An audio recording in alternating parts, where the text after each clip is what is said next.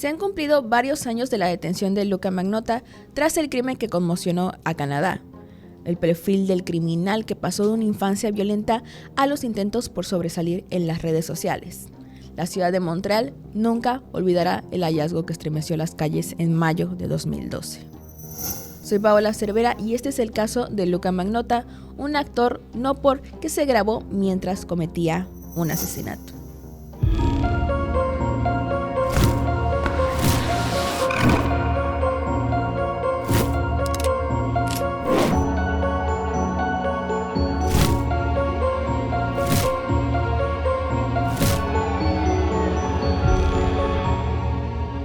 El encargado del edificio no podía ignorar más el hedor que emanaba de una maleta abandonada en un callejón. Finalmente, cuando decidió abrirla, encontró el torso mutilado de un hombre sin rastro de sus extremidades, no limitando el horror solo a ese callejón.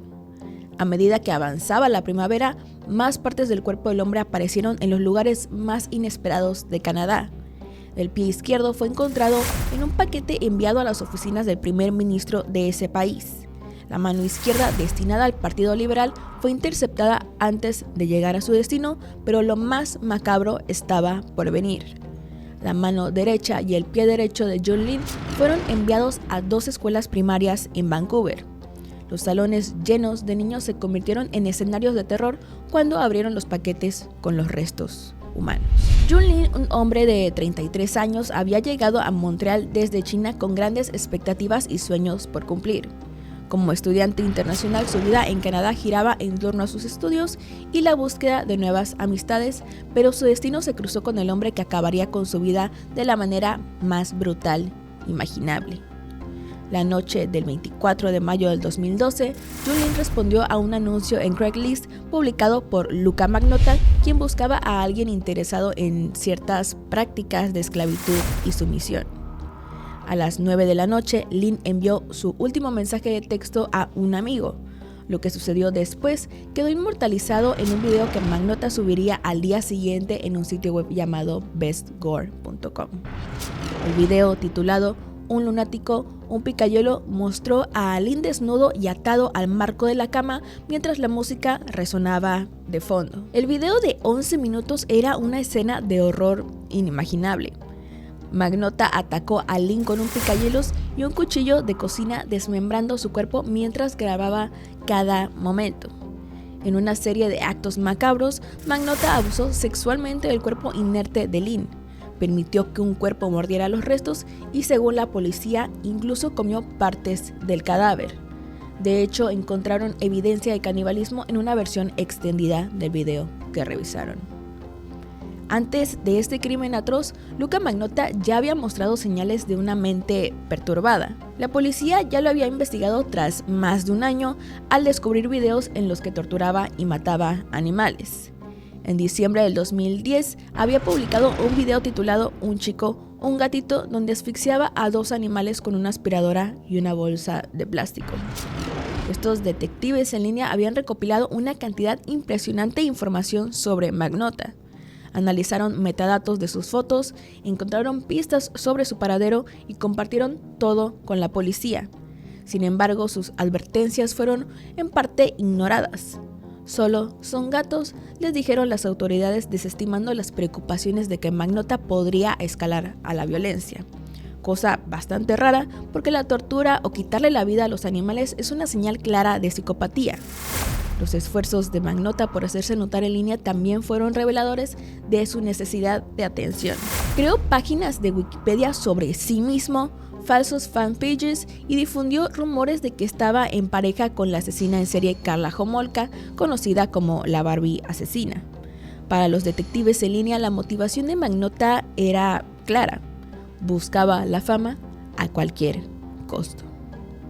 Pero la pregunta que retumbaba en la mente de todos no era quién lo había hecho, sino por qué. Magnotta, nacido como Eric Newman en 1982 en Ontario, había elegido su nuevo nombre como una forma de reinvención para purgar los malos recuerdos de su vida. Según alguna de sus pocas amigas, Magnotta había mencionado experiencias traumáticas en su infancia que lo perturbaban profundamente, hasta el punto de muchas veces golpearse a sí mismo en la cara. La historia de Magnota empieza cuando sus padres lo abandonan a los 10 años. Los adultos dejaron al chico al cuidado de su abuela, que era una persona brutal y dominante, hasta su adolescencia en un pequeño pueblo de Ontario, donde ser joven y bisexual era una lucha constante. A esto se sumaba una herencia genética de esquizofrenia paranoide de su padre, que lo llevó a escuchar voces desde los 18 años. A lo largo de los años, Luca intentó borrar su pasado como Eric Newman a través de cirugías plásticas y una vida como escort y estrella no por menor. Pero su transformación no logró calmar su tormento interior. La investigación del asesinato de Jun Lin reveló una mente perturbada y una cadena de eventos que culminaron en uno de los crímenes más espeluznantes de la década. La policía, al registrar el apartamento de Magnota, encontró sangre en el colchón, en la bañera y en el refrigerador. Las grabaciones de seguridad mostraron a Jun Lin y Magnota entrando juntos al edificio poco antes del asesinato. Luca había huido, pero no pudo escapar por mucho tiempo. La policía lo rastreó hasta un café internet en Berlín el 4 de junio de 2012, donde lo encontraron googleando su propio nombre, deleitándose de la fama macabra que había ganado. ¿Qué había llevado a Luca Magnota a cometer tal atrocidad? Aunque el joven declaró que una voz en su cabeza lo obligó, los psiquiatras debatieron si se trataba de una verdadera locura o de una búsqueda desesperada de atención. Fue detenido el 4 de junio del 2012 y finalmente en diciembre del 2014 un jurado rechazó su defensa de locura y lo condenó a cadena perpetua. Una vez que se confirmó la autenticidad del video de la muerte de Jun Lin, la policía comenzó una búsqueda intensiva para capturar a Luca Magnota. Todo comenzó con el descubrimiento del torso en el apartamento de Magnota en Montreal, donde la evidencia dejaba claro que había ocurrido un crimen horrendo. Las cámaras de seguridad del edificio mostraban a Lin y Magnota entrando juntos poco antes del asesinato y el rastro de sangre en el apartamento no dejaba lugar a dudas. El asesino estaba huyendo. Mientras tanto, Magnota había dejado Canadá, pero no había sido discreto. Usando su propio nombre, viajó a París, lo que le permitió a las autoridades seguir su rastro con relativa facilidad. Una vez en Francia, Magnota se trasladó a Berlín, sin embargo la policía ya lo tenía cercado. El 4 de junio del 2012, la policía alemana lo encontró en un café internet absorto en su propia fama mientras se buscaba a sí mismo en Google. La imagen de su arresto muestra a un hombre derrotado pero no arrepentido, cuyo placer en la notoriedad de su crimen solo aumentó el horror de sus actos. La extradición de Magnota a Canadá fue rápida, mientras en el vuelo de regreso los oficiales lo vigilaban de cerca. Magnota nunca negó su crimen, al contrario, parecía deleitarse en los detalles macabros que compartía con los psiquiatras y los oficiales. En una de sus declaraciones afirmó que él y Jun Lin eran amantes y que habían compartido una noche juntos cuando una paranoia súbita lo invadió. Según Magnota, un coche negro fuera del apartamento lo convenció de que Lin era un agente secreto, pero ¿esta era la verdad? Los psiquiatras estaban divididos, mientras que algunos creían que él sufría de esquizofrenia paranoide, otros sostenían que su crimen era demasiado organizado para ser el resultado de un pensamiento desordenado.